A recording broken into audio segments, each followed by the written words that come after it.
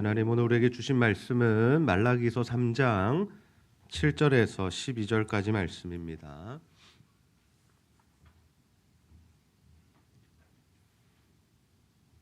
말라기서 3장 7절에서 12절까지 말씀 우리 한 절씩 교독합니다. 만군의 여호와가 이르노라 너희 조상들의 날로부터 너희가 나의 규례를 떠나 지키지 아니하였도다. 그런즉 내게로 돌아오라. 그리하면 나도 너에게로 돌아가리라 하였더니 너희가 이르기를 우리가 어떻게 하여야 돌아가리까 하는도다. 사람이 어찌 하나님의 것을 도둑질하겠느냐. 그러나 너희는 나의 것을 도둑질하고도 말하기를 우리가 어떻게 주의 것을 도둑질하였나이까 하는도다. 이는 곧 11조와 봉헌물이라. 너희 곧 온 나라가 나의 것을 도둑질하였으므로 너희가 저주를 받았느니라. 만군의 여호와가 이르노라. 너희의 온전한 11조를 창고에 들여 나의 집에 양식이 있게 하고 그것으로 나를 시험하여 내가 하늘 문을 열고 너희에게 복을 쌓을 곳이 없도록 하지 아니하나 보라. 만군의 여호와가 이르노라 내가 너희를 위하여 메뚜기를 금하여 너희 토지 소산을 먹어 없애지 못하게 하며 너희 밭에 포도나무 열매가 기한 전에 떨어지지 않게 하리니 너희 땅이 아름다워짐으로 모든 이방인들이 너희를 복되다 하리라. 만군의 여호와의 말이니라. 아멘. 네, 이번 주에 제가 한 청년을 만나서 상담을 하는 시간을 가졌습니다. 저희 교회 청년은 아니고 예전에 제가 사역했던 교회 청년인데 정말 몇 년 만에 만났습니다. 몇 년 만에 만나서 이런 이야기 저런 이야기를 하며 삶에 대한 이야기들을 나누고 또 신앙적인 이런 이야기들을 나누었는데요. 지금 이 청년이 얼마나 이 성장을 많이 했냐면 30대 중반이더라고요. 30대 중반이고 예전에는 제가 전도사를 하면서 늘 제가 날마다 만날 때마다 밥을 사줬거든요. 근데 이번에 본인이 밥을 사겠다라는 겁니다. 그래서 제가 조심스럽게 물어봤습니다. 밥을 사겠다 했으니까 그래 혹시 너는 한 달에 얼마를 버니? 라고 제가 물어봤습니다. 그랬더니 제 사례비보다 많더라고요. 그래서 제가 고맙다고 잘 먹겠다고 그렇게 밥을 잘 먹고 커피숍에 가서 대화를 했습니다. 축구 교실 하나를 운영하는 친구인데 참 신실하게 또 이렇게 신앙생활을 하고 있는데 한 가지 고민이 있었습니다. 그 고민이 무엇이었냐면 요즘에 뭔가 하나님의 살아계심이 느껴지지 않는다라는 거였습니다. 예전에는 은혜 받고 막 예전에 뜨겁기도 했고 그런데 목사님 요즘에는 그런 것들이 잘 느껴지지 않고 정말 은혜 받는 게 뭔지 잘 모르겠고 그런 이야기들을 저에게 하는 겁니다. 그래서 제가 이렇게 조언해 주었습니다. 다른 이 경로와 다른 통로를 찾는 것도 중요하지만 지금 너가 다니는 그 교회에서 하나님께서 그곳에서 그 예배 가운데 너를 만나 주실 거다.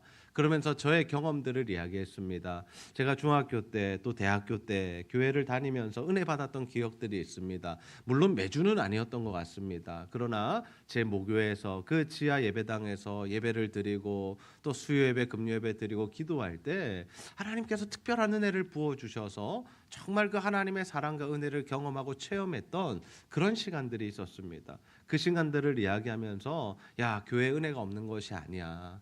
우리가 뭔가 다른 어떤 일들을 취해야 은혜가 오는 것 같지만 그렇지 않다고 네가 드리는 그 예배 사모함으로 가서 드리고 하나님 앞에서 은혜 받기 위해서 몸부림쳤으면 좋겠다라는 그런 권면을 했습니다. 여러분은 요즘 어떠십니까? 신앙생활 하시면서 정말 하나님 안에서 은혜를 받고 또 하나님의 살아계심도 느끼고 그렇게 정말 행복한 신앙생활을 하고 계십니까? 아니면 하나님이 살아계신지도 잘 모르겠고 은혜를 받는다는 게 뭔지도 잘 모르겠고 예전에는 내가 정말 하나님 앞에 뜨거웠던 것 같은데 하나님의 음성이 막 들렸던 것 같은데 요즘에는 좀 그렇지 않습니다 라는 그런 고백을 가지고 계십니까? 오늘 이 말씀을 통해서 그러면 우리가 이 하나님의 은혜를 회복하고 이 하나님의 살아계심을 경험하는 방법이 무엇인가 함께 말라기 말씀을 통해서 나누기를 소원합니다.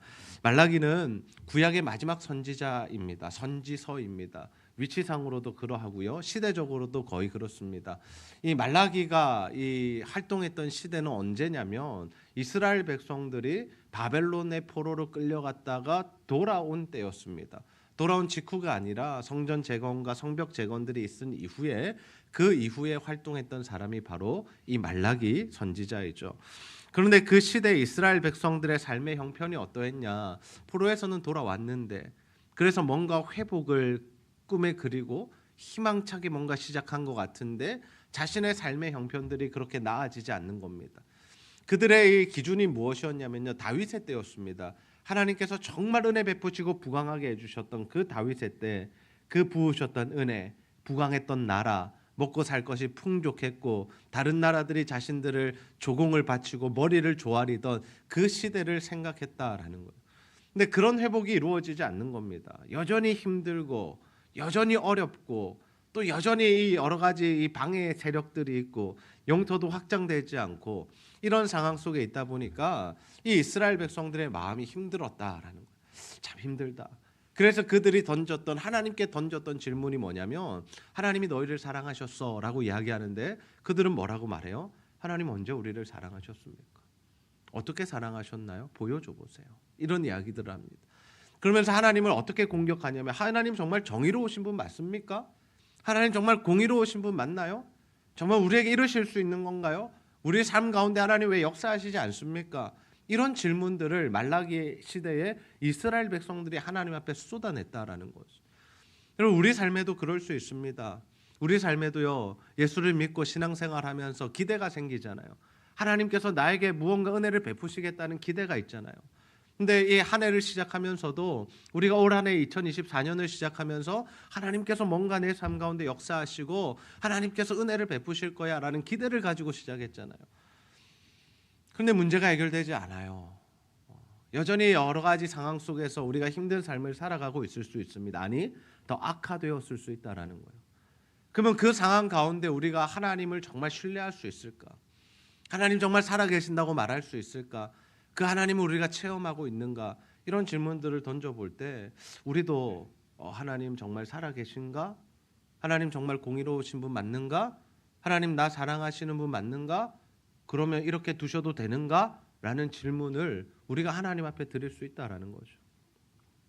그런 이스라엘 백성들과 우리들에게 주시는 메시지가 뭐냐? 하나님께서는 이 말라기서를 통해서 한 가지를 말씀하시는 거, 어떤 걸 말씀하시냐면요, 하나님과 우리의 관계를 점검해 보라라고 말씀하시는 거예요. 너희들이 정말 나를 사랑하니? 너희들이 정말 나를 경외하니? 너희들이 정말 나를 소중하게 생각하니? 라는 이 질문을 말라기를 통해서 지금 시대를 살아가는 우리들에게도 동일하게 이 메시지를 던지고 계십니다. 이스라엘 백성들이요 삶이 힘들어지자 어떤 일들을 했냐면요, 하나님께 드리는 제물들의 이 수준과 퀄리티를 낮게 측정해 버렸습니다.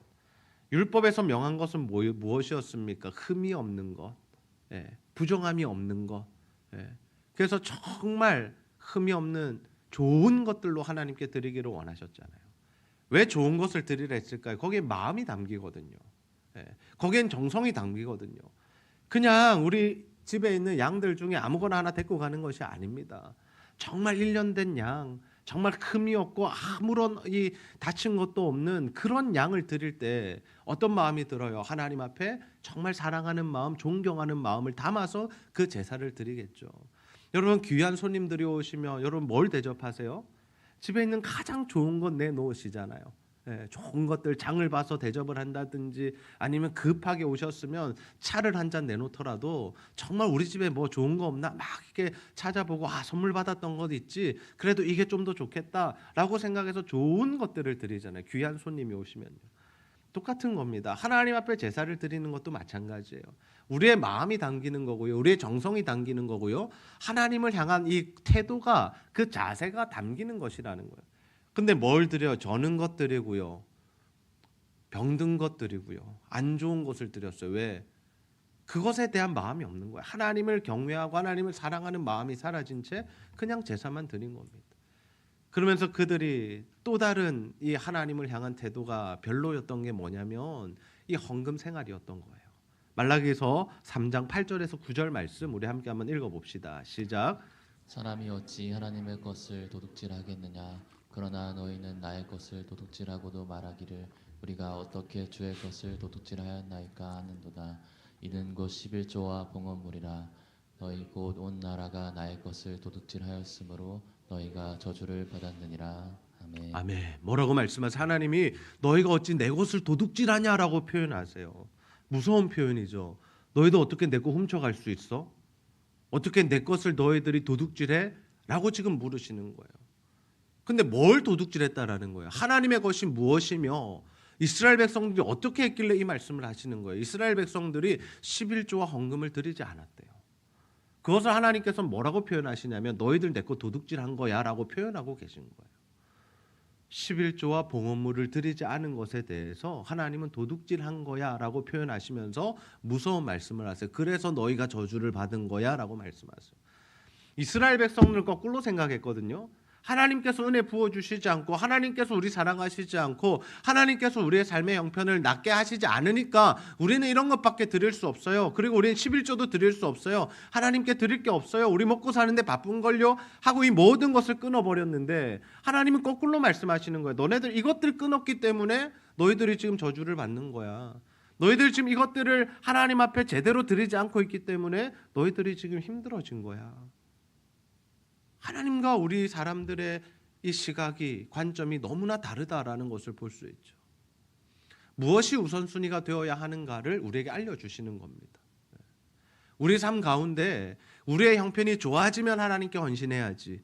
내 삶이 나아지면 하나님을 위한 삶을 살아야지. 나중에 시간이 좀 많아지면 하나님의 일을 해야지 라고 생각할 수 있다는 거예요. 아니요. 바빠도 하나님이 원하시면 기도하셔야 되고요.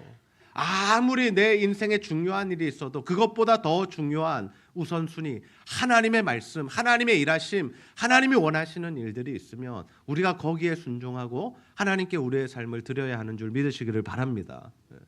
이 우선순위가 바뀌면 하나님께서 싫어하시는 거예요. 지금 돈의 문제가 아닙니다. 여러분 10분의 1 드려 그러면 복 줄게 이 문제가 아니라 정말 너희가 하나님 사랑하냐, 정말 너희가 하나님 경외하냐, 그래서 내 말이 너희들에게 우선순위에 가 있느냐, 내가 원하는 일들이 정말 네 인생의 가장 중요한 일로 자리 잡고 있느냐를 지금 물으시는 거예요.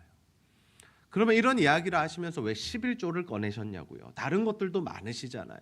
제사를 어떻게 드려라, 또는 뭐 삶을 어떻게 해라, 이웃들을 돌아봐라, 이런 말씀도 하실 수 있는데 왜 11조라는 것을 들어서 이것을 설명하시느냐고요. 11조를 우리가 잘 알아야 됩니다. 11조의 원리가 무엇이냐면요, 하나님 나라가 운영되고 이루어지는 원리다라는 거예요. 하나님의 나라를 세워가는 원리가 뭐냐? 이 11조 안에 담겨 있다라는 겁니다. 우리가 신명기 14장 28절에서 29절을 함께 읽어봅시다. 시작. 내 3년 끝에 그 해 소산의 10분의 1을 다 내어 내 전에 저축하여 너희 중에 분깃이나 기업이 없는 레위인과 내 성중에 거류하는 객과 및 고아와 과부들이 와서 먹고 배부르게 하라. 그리하면 내 하나님 여호와께서 내 손으로 하는 범사에 내게 복을 주시리라. 아멘. 여기 앞에 절에 보면요, 어떤 말씀이 나오냐면 매년 소출을 드리라 그래요. 그리고 28절에는 매 3년에 그의 소산의 10분의 1을 또 내라는 거예요. 그러면요, 매년 11조 드려야 되고요, 3년에 한 번은 10의 2조를 드리는 것으로 우리가 이해를 할 수 있습니다. 그런데 이 11조가 어떻게 사용되는가 하는 것을 봐야죠. 하나님께서 11조라는 이 규례와 제도를 주신 이유를 우리는 알아야 됩니다. 그 이유가 뭐예요? 크게는 두 가지로 나타날 수 있어요. 첫 번째가 뭐냐면요, 기업이 없는 레위인과 이 제사장들을 위해서 사용하라는 겁니다. 하나님을 예배하는 자들, 하나님 앞에 제사의 업무를 감당하는 자들을 위해서 이 11조를 사용하라는 거예요. 그들에게 소산을 주라는 겁니다. 왜? 그들은 기업이 없대요. 그들은 땅이 없는 거예요. 그들은 하나님 앞에 받는 것이 없었기 때문에 뭐 하는 일만 했어요? 제사하고 예배 드리는 일만 한 거예요. 그러면 그들을 먹여 살림을 통해서 이들은 어떤 일을 해요? 그들은 최선을 다해서 자신의 삶을 정결하게 하고 제사를 업무를 감당하고 백성들이 하나님을 만나는 그 일들을 최선을 다해서 돕는 역할을 하는 겁니다. 그게 제사장과 레위인들의 역할이었습니다. 그것이 바로 이 나라가 복을 받는 비결이었습니다. 예배가 살아있을 때, 하나님 앞에 온전한 제사를 드릴 때, 백성들이 하나님 앞에 나아가서 예배를 드릴 때 그들이 하나님께 복을 받을 수 있었다고요.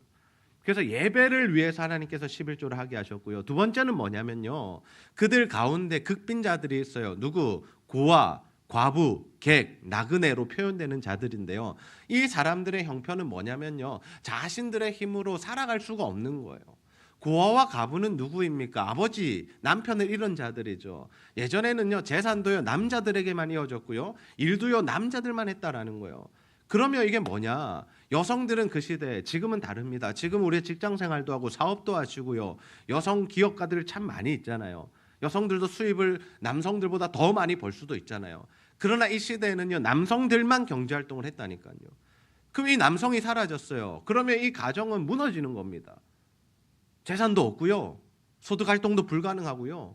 그래서 어떤 거예요? 이 사람들이 하는 일이 뭐냐? 나중에 이삭죽기 같은 거, 룻기에 나왔던 그런 일들, 다른 사람들이 도와주지 않으면 먹고 살 수 없는 형편들. 그래서 기업 무르는 제도가 등장하잖아요. 형제들이 도와줘야 돼, 친척들이 도와줘야 돼, 너희들이 그 짐을 져야 돼. 이 말씀하시는 이유가 뭐냐면, 그런 상황 가운데 있는 사람들은 자신의 힘으로 살아날 수 없기 때문에 도와주라는 겁니다. 나그네들은 어떤 사람들이에요? 나그네들은요, 이 땅에 소산이 없잖아요. 기업이 없잖아요. 그래서 그들을 도와주라는 겁니다. 신약에 이르르면 이 사람들을 누구로 보냐면요, 그냥 나그네로만 보지 않고요, 가난한 자들 플러스 누구로 보냐면 순회 전도자들, 선교사들까지도 우리가 확장되는 것을 볼 수 있어요. 왜? 그들은 자신의 생계를, 생업을 내려놓고 하나님의 일들을 위해서, 복음 전하는 일들을 하기 위해서 돌아다니다 보니까 그들을 가정에서 잘 받고 대우하고 그들을 잘 섬겨주는 것, 하나님께서 뭐라고 말씀하시냐면 너희들이 나를 섬긴 것으로 본다라고 말씀해 주시잖아요. 그러니까 이스라엘 백성 공동체가 복을 받는 비결은요, 예배 중심으로 사는 것과 가난한 자들과 어려운 자들을 돕는 건 여기에 있었다라는 거예요. 그것이 뭘 통해서 이루어졌다고? 11조를 통해서 이루어졌다고요. 그러면 이것을 통해서 하나님께서 주신 은혜가 뭐냐? 이 공동체가 먹고 사는 문제를 해결하는 은혜를 주셨다라는 겁니다. 왜? 이른 비와 늦은 비는 누가 주시는 거예요? 하나님이 주시는 거잖아요. 우리가 노력한다고 되는 게 아니잖아요. 지금 시대에는 대량 생산하고 뭐 비닐하우스도 있고 뭐 여러 가지가 있지만, 그 당시에 그 시대는 뭐예요? 비가 오지 않으면 안 되는 겁니다. 농사 자체가 불가능한 겁니다. 비가 3년만 안 와도요, 사람들이 굶어 죽고요, 자녀들 잡아먹고 이런 일들이 벌어지는 거예요. 그러니까 하나님께서 은혜를 베푸셔야 먹고 사는데, 그것을 하나님께서 그 백성들이 11조 생활을 할 때 먹여 살리시겠다라고 말씀을 하신다라는 거죠. 그러면 11조라는 개념, 우리가 조금 이제 들어오시죠. 단순히 10분의 1 헌금하는 정도가 아니구나라는 것을 알 수 있죠. 신약 시대에 이르면요, 이 11조라는 개념이 조금 옅어지기 시작합니다. 잘 등장하지 않아요. 왜 그럴까요? 주님께서 율법을 다 완성하셨잖아요. 그래서 이 구약 시대에 드려지던 어떠함들이 이 신약 시대에는 많이 사라지게 됩니다. 예수님 시대에도 물론 제사를 드렸거든요. 하나님 앞에. 그런데 이게 예배로 옮겨지게 되고요, 안식일이라는 이 제도가 이제 우리는 주일로 옮겨지게 되고요.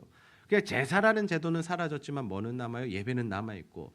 그러니까 그 당시에 갖추었던 형식들을 지금 그대로 우리가 형식을 유지하지는 않습니다. 여러분, 양 데리고 와서 제사 드리지 않잖아요. 그죠? 의복을 입는 방법들, 혼용하지 말라고 하셨는데 여러분, 면이랑 모랑 혼용된 옷 입으시잖아요. 그죠? 음식법 말씀하셨잖아요. 절대 우리는 먹으면 안 되는 게 뭐예요? 돼지고기, 장어, 미꾸라지 이런 거 먹어서는 안 됩니다. 근데 여러분 잘 드시잖아요. 어제도 저희 김장하고 돼지 수육 먹었거든요. 맛있게 먹었습니다. 그러니까 이게 어떤 의미냐면요, 이 구약의 이 하나님의 법을 담았던 형식들은 이제 깨어졌지만 그 안에 있는 의미와 하나님께서 심어놓으신 그 원리들은 그대로 유지가 된다라는 거예요. 그러면 이 시대에 우리가 헌금을 하는 이유가 뭐냐라는 겁니다. 왜 우리는 여전히 아직까지 11조를 하고 여전히 하나님 앞에 감사헌금을 드리고 더 나아가서 뭐 붕어빵 헌금, 성경금 하는 이유가 뭐냐라는 거예요. 그 이유가 뭐냐라는 거예요.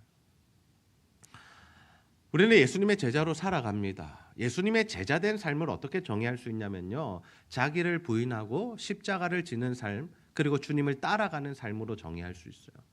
예수님의 제자의 삶은요, 이제는 자신의 인생이 자신의 것이 아님을 인정하면서 주님이 원하시는 대로 자신의 모든 것을 드리는 것이 예수님의 제자된 삶이라는 거예요.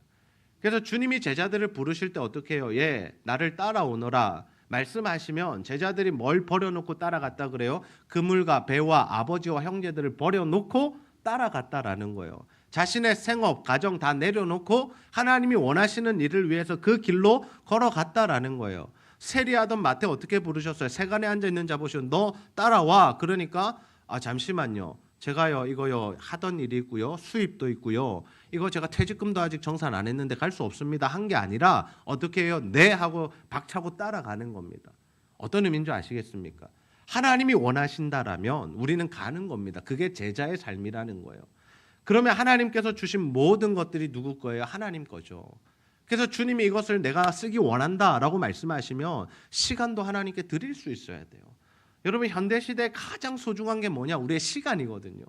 시간을 어떻게 사용하느냐? 분초를 쪼개서 사용하시는 분들 많으실 겁니다. 시간이 너무 중요하잖아요.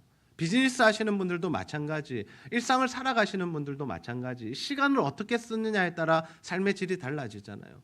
근데 그 시간을 하나님께 드리는 것, 하나님이 원하신다면 그 시간도 우리가 드려야 한다라는 거예요. 정말 비효율적이라고 생각될 수 있습니다. 이 시간을 굳이 내가 드려야 돼?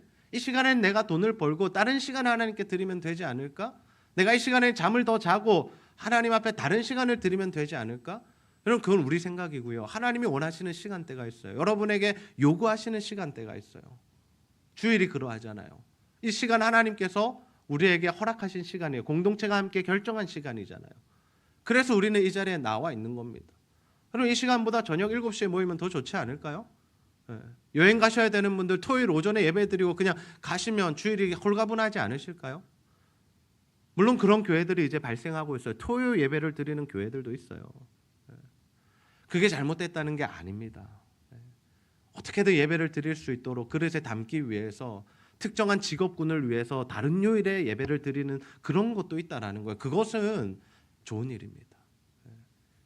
그러나 시간대들, 새벽기도, 수요 예배, 붕어빵 전도, 뭔가 시간을 드리는 것이 비효율적인 것 같은데라는 생각이 들지만 하나님 앞에 그것을 드릴 때, 하나님이 원하실 때 우리가 그 자리에 있는 것 하나님께서 기뻐하신다라는 거예요. 한 여인이 예수님께 향유를 부어요.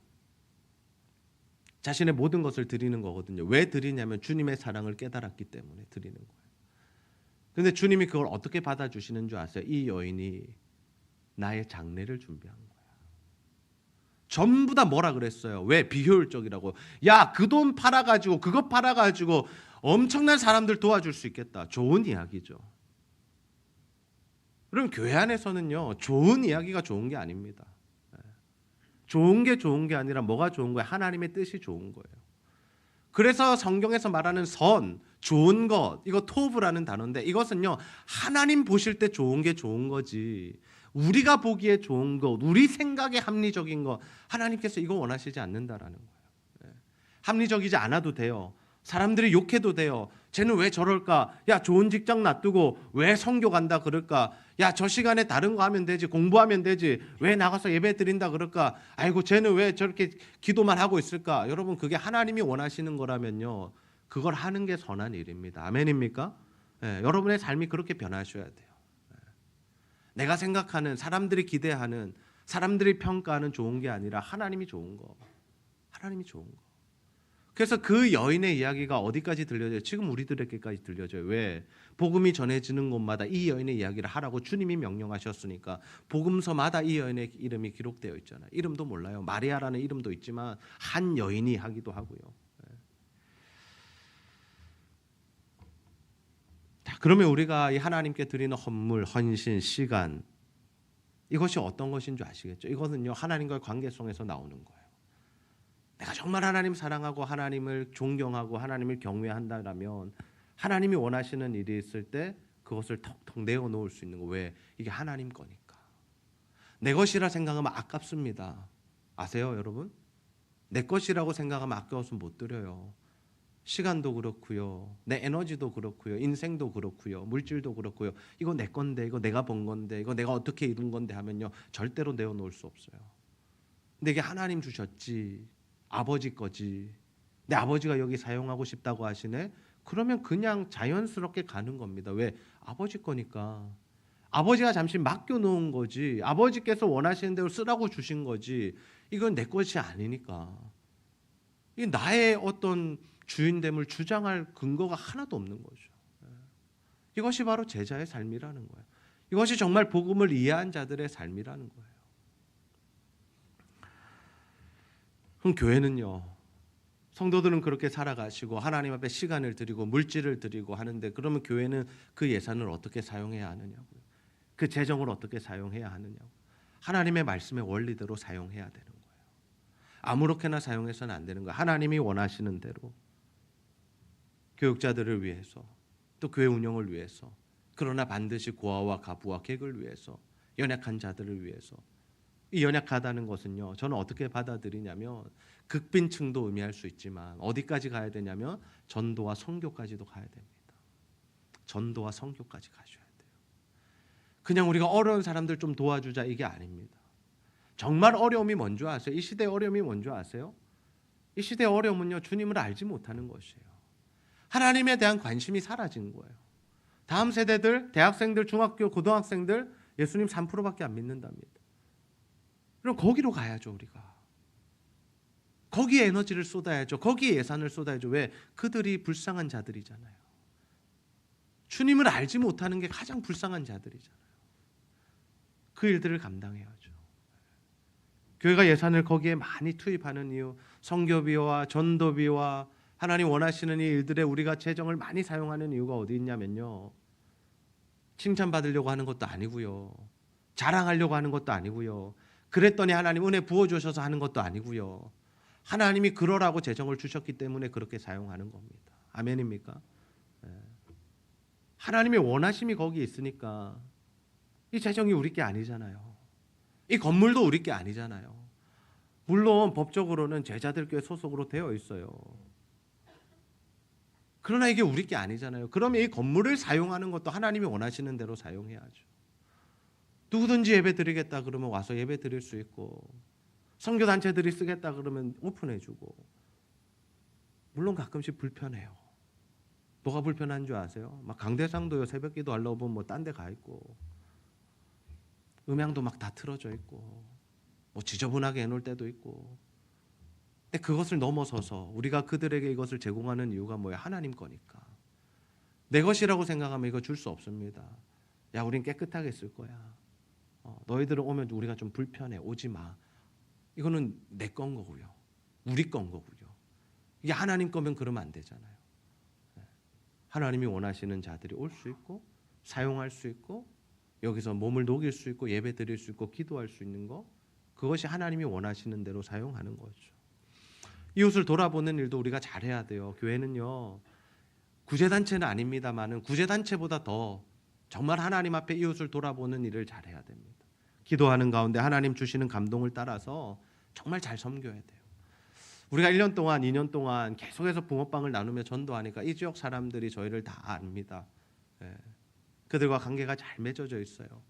우리가 성탄절과 부활절에는요, 조금 더 좋은 선물을 드려요. 왜? 주님의 오심과 주님의 부활, 이것보다 귀한 것이 없잖아요. 이 소식을 전하면서 우리가 뭐예요?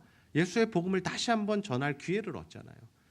그래서 어제 롤케이크 250개를 주문해서 우리가 지역 주민들에게 나누었는데 얼마나 기뻐들 하시는지, 얼마나 좋아하시는지. 저도 여러 곳을 다니면서 가서 나눠주기도 하고 기도해드리고 복음을 전하고 왔는데, 이것 하나 때문에 정말 복음을 전할 수 있는 기회 20분을 얻을 수 있다는 거, 저는 그게 너무나 크다라고 생각을 하거든요. 근데 롤케이크를 준비를 하면서요, 참 많은 고민을 했습니다. 교육자들이 함께 고민을 했어요. 여러분, 왜 고민했는 줄 아세요? 물가가 너무 많이 올랐어요.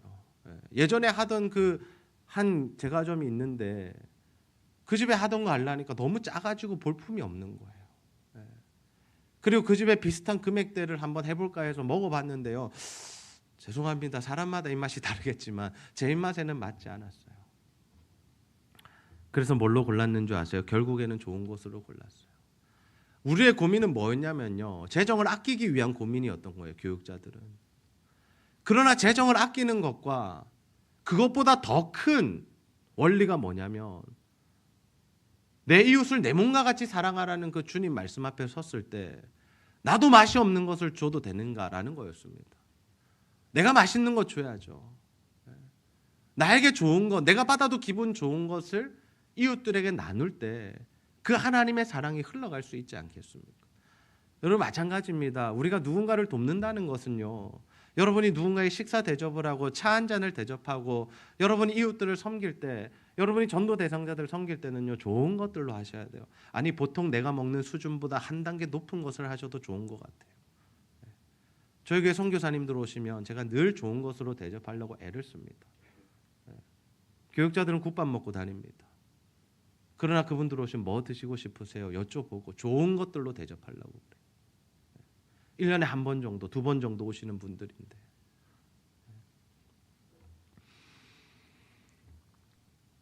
우리가 하나님을 대하는 태도가 중요하다는 것을 제가 계속 말씀드려요. 하나님은 우리가 어떻게 생각하며 우리가 하나님을 어떻게 여기고 있는가. 말라기 시대에 무너졌던 것은요, 헌금 생활이 아니고요. 말라기 시대에 무너졌던 것은요, 제사 제물이 아니고요. 궁극적으로 뭐였냐면 하나님을 향한 신뢰와 하나님을 사랑하고 경외하는 태도가 무너졌기 때문에 전부 다 무너지게 된 거예요. 삶도 무너지고 경제도 무너지고. 그러면 우리가 하나님 경외하고 사랑하고, 그래서 하나님 주시는 마음대로 반응하고 섬기고 희생하고 헌신하고 헌물 드리면 하나님 어떤 복 주실까요? 말라기 3장 10절 말씀, 약속된 복입니다. 함께 한번 읽어봅시다. 시작. 만군의 여호와가 이르노라 너희의 온전한 11조를 창고에 들여 나의 집에 양식이 있게 하고 그것으로 나를 시험하여 내가 하늘 문을 열고 너희에게 복을 쌓을 곳이 없도록 붙지 아니하나 보라. 아멘. 저는 이것을 어떻게 정의하고 싶냐면요, 우리가 하나님께 우리의 것을 내어드릴 때 누가 일하기 시작하신다고요? 하나님이 일하기 시작하십니다. 아멘입니까? 네. 우리가 주인 되어서 살아가면요, 하나님이 일하실 틈이 없잖아요. 하나님이 일하실 수 없잖아요. 내가 주인이고 내 뜻대로 살아가고 내가 하고 싶은 대로 살고 내 뜻대로 재정을 사용하고 시간을 사용하면요, 그냥 하나님이 이렇게 지켜보고 계신 거예요. 아이고 뭐하나, 저렇게 하면 안 될 텐데 지켜보시는 거예요.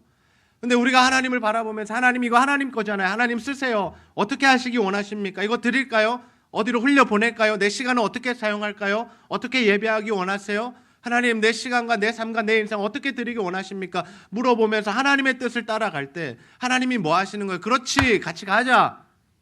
내가 일할게. 걱정하지 마. 내가 길을 열어줄게. 내가 사람을 붙여줄게. 내가 재정을 보내줄게. 걱정하지 말고 너는 그 길 계속 걸어가. 여러분 우리 인생 가운데 이러한 하나님과의 동력이 있기를 주님의 이름으로 축복합니다. 하나님께 드릴 때 하나님께서 일하기 시작하신다는 거예요. 이것은 이제 우리의 일이 아니라 누구의 일이 되는 거예요? 하나님의 일이 되는 거예요.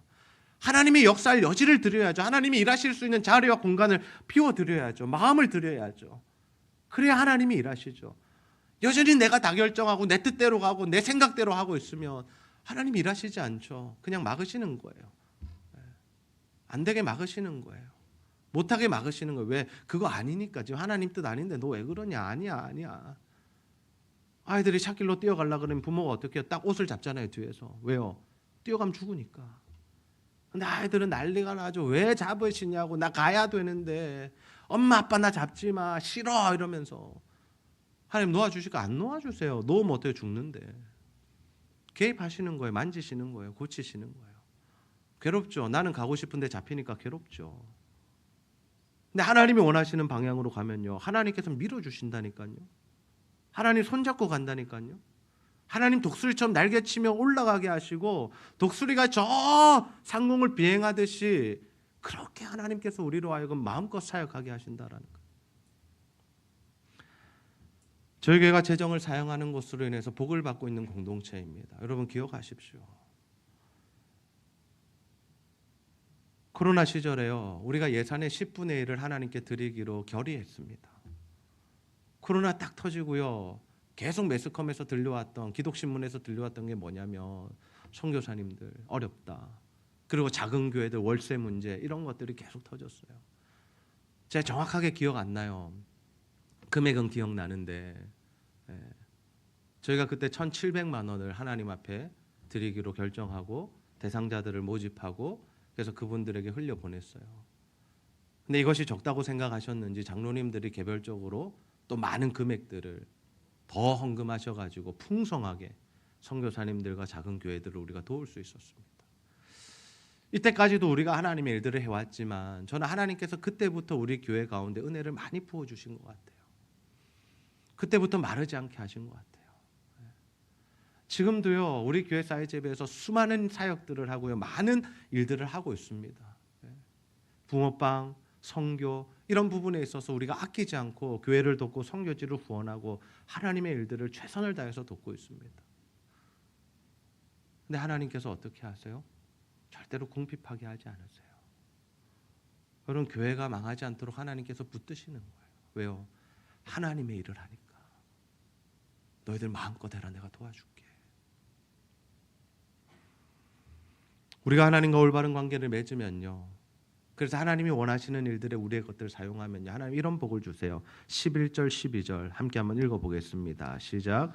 만군의 여호와가 이르노라 내가 너희를 위하여 메뚜기를 금하여 너희 토지 소산을 먹어 없애지 못하게 하며 너희 밭에 포도나무 열매가 기한 전에 떨어지지 않게 하리니 너희 땅이 아름다워짐으로 모든 이방인들이 너희를 복되다 하리라. 만군의 여호와의 말이니라. 아멘. 하나님이 뭘 하시겠대요? 메뚜기를 금하여 토지 소산 못 먹게 하시겠대요. 외부로부터의 공격 막으시는 겁니다. 여러분 메뚜기 재앙은요 사람의 힘으로 막을 수가 없어요. 지금 이 시대에도 메뚜기가 날고 메뚜기가 떼를 지어서 돌아다니면요 그 곡식들이 그냥 끝나는 거예요. 그 한 해 농사는 끝나는 겁니다. 막을 수가 없어요. 근데 하나님 그거 어떻게 하시면 막아주시겠다는 거죠. 왜? 하나님이 천지를 주관하시고 다스리고 계시고 우주 만물을 다스리시는 분인데 메뚜기 하나 못 막으시겠습니까? 애굽의 재앙을 내리실 때 개구리 재앙, 메뚜기 뭐 흑암 재앙, 뭐 이 재앙, 파리 재앙 다 나오잖아요. 근데 그거 어떻게 해요? 하나님이 하실 수도 있고요, 하나님 막으실 수도 있는 거예요. 하나님 막으시겠답니다. 여러분 지금 사업이 어렵지 않으십니까? 지금 생계가 좀 힘들지는 않으십니까? 지금 경제적으로 힘들고 나라가 지금 혼란스럽고 여러 어려움 가운데 있잖아요, 우리가. 그러나 하나님이 막으시는 은혜가, 그 하나님의 유월절의 은혜가 저와 여러분에게 임하게 되기를 주님의 이름으로 축복합니다. 두 번째 복이 뭐예요? 포도가 기한이 되기 전에 떨어지지 않아요. 기한이 되기 전에 떨어지면 끝나는 거예요. 여러분 이것 때문에 우리가 고생하잖아요. 이것 때문에 우리가 기도하잖아요. 하나님, 노력에 대한 수고에 대한 열매를 맺어야 되는데 그 열매가 맺히지 않는 것이 얼마나 힘든 겁니까? 열심히 일했으면 하나님이 소득을 주셔야 되잖아요. 우리 자녀들 열심히 키웠으면 하나님의 일들을 감당하는 자들이 되어야 되잖아요. 그런데 그 열매가 없다는 것이 얼마나 슬픈 일이에요. 근데 하나님이 열매를 주시겠다는 거예요. 소출을 주시겠다는 거예요. 너희들이 그 하나님 앞에 헌신했던 그 대가를 내가 갚아줄게라고 말씀하시는 겁니다. 저는 우리 제자들 교회 성도님들 모두가 하나님 사랑하시고 하나님 경외하시고 하나님 신뢰함으로 하나님이 원하시는 삶을 살아가게 되시기를 소원합니다. 하나님 마음껏 내 인생 사용해달라고 하나님께 한번 드려보세요. 꼭 움켜쥐고 계시지 마시고 내 뜻대로 가려고 막 애쓰지 마시고 하나님이 뭘 원하시는가 물으시고 하나님께서 원하시는 바대로 한번 흘러가 보십시오. 그래서 여러분을 통해서 하나님의 일하심이 나타나고 여러분의 가정에 하나님의 복과 은혜가 부어지고 이 교회 공동체를 통해서 하나님의 은혜를 우리가 함께 누리는 그런 복된 공동체 세워가기를 주님의 이름으로 축복합니다. 우리의 시간 주가 일하시